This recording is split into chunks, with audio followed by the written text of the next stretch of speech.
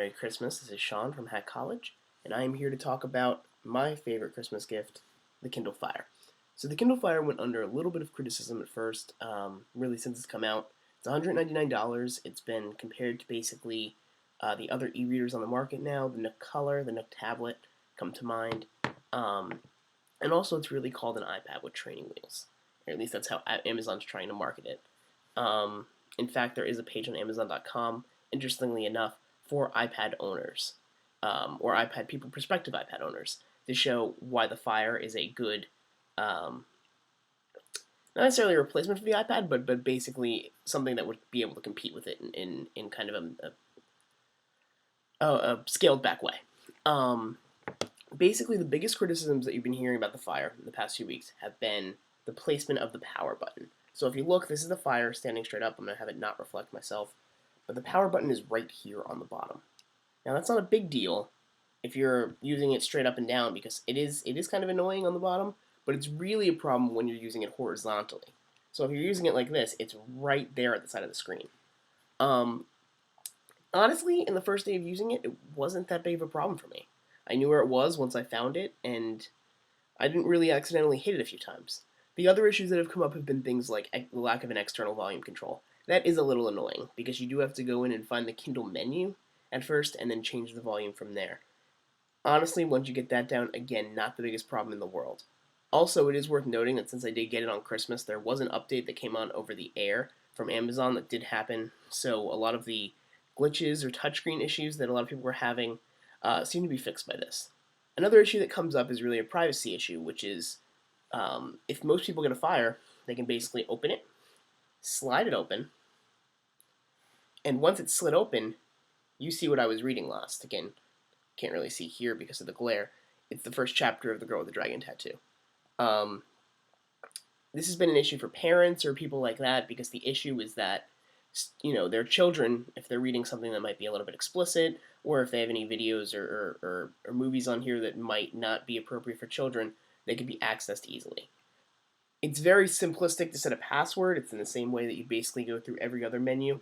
For me, I didn't want to. I already have a password on my phone because I use Exchange email, and that's my company's policy.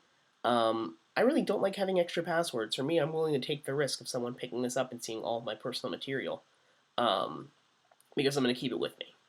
Beyond that, I really love it. I feel like it's very usable. Just to look here real quick, you can see some of the things I've been going through. There's Sons of Anarchy on Amazon Instant Video. The reason I went with the Kindle Fire over the Nook is because I'm an Amazon Prime subscriber, thanks to Amazon Student, which we've talked about in the past here on HackCollege. It allows me to get not only those free 2-day shipping and the expedited 1-day shipping, but also all Prime Instant Videos are free on your Kindle, on your Kindle Fire. So really, it was a really good way to get even more content on here for free. Another thing that I really enjoyed, because I'm a Prime member, is I got access to the Prime owners. They call the Prime owners Kindle owners lending library, and it is only for Prime members. Basically, I'm able to take a book out from Amazon that they recommend, that they allow, once a month, and there's a lot of good content on there. A lot of Michael Lewis books if you're into that, but most notably The Hunger Games. So with the movie coming out, I was able to get this book for free, which was a fantastic addition to just getting the Kindle as well yesterday.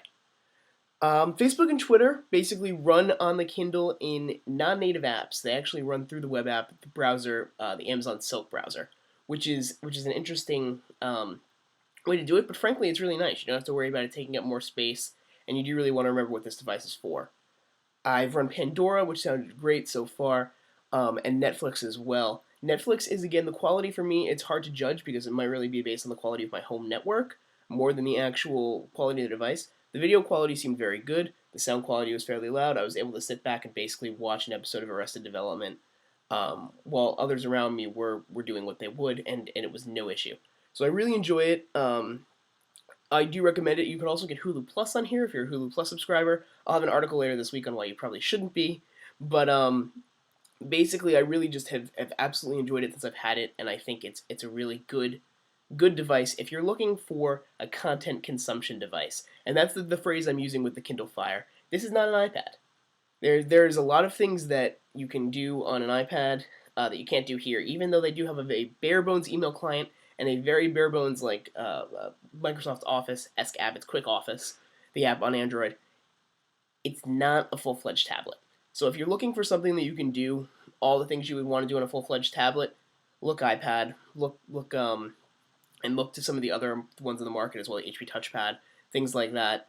I really think, though, if you're into just wanting to consume content, and that's the way I really like to describe it, watching videos, reading books, playing Angry Birds, things like that, I think the Kindle Fire is a great machine. This is Sean Quinn from Hack College.